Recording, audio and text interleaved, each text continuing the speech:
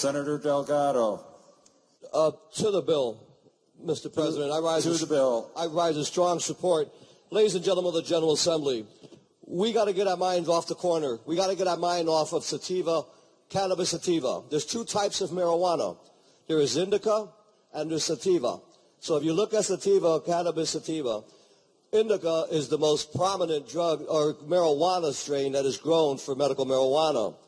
It is, matter of fact, GW Pharmaceuticals has a trial going on in Washington, D.C. If anyone should be held accountable for the amount of drugs that are killing our young people and adults through this nation, should be the FDA.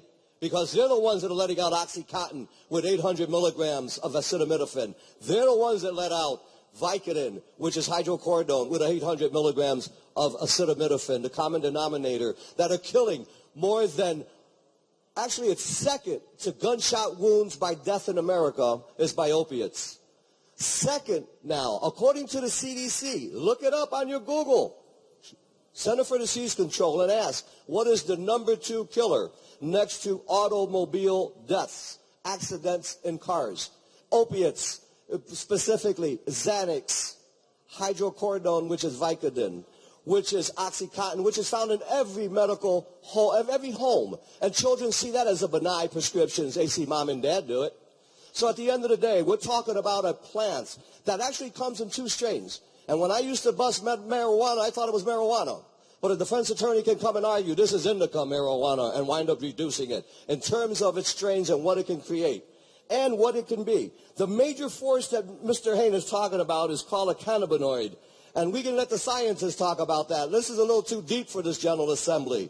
This is about patients that are suffering with osteoporosis. This is about individuals that are having a difficult time finding solutions to their cancer pains, that are finding other solutions and are going to the black market buying it anyway. We must find these solutions, and in the strains of what Senator Haynes is proposing here is not only rational, but is also the wave and where things are going in terms of being able to control some of the things we're trying to do. I would hope that we're going to have such a spirited debate when I bring legislation to curb hydrocodone, to put it in Schedule 2, to make sure that we don't have opiates and children and adults dying like flies in this nation. And we're talking about marijuana? Marijuana.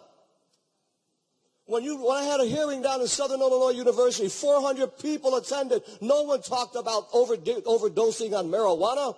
They said my son fell asleep and when he woke up he was starving because he had smoked herb. He smoked a joint.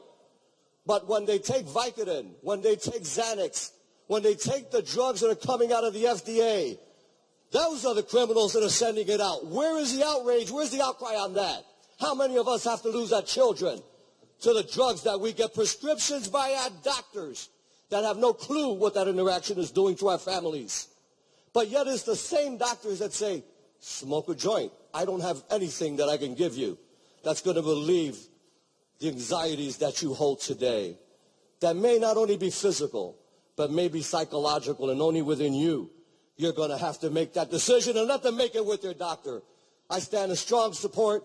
And I look forward to a very lively debate on how we save our young people and our young folks against the opiates and the pharmaceuticals that are flooding the state and are killing our families. I would ask for a very, very enthusiastic aye vote. And let's be daring and let's take a look. We're moms and dads. Let's sit down at our kitchen tables and let's have this real discussion. It's about time. Marijuana? Vote aye.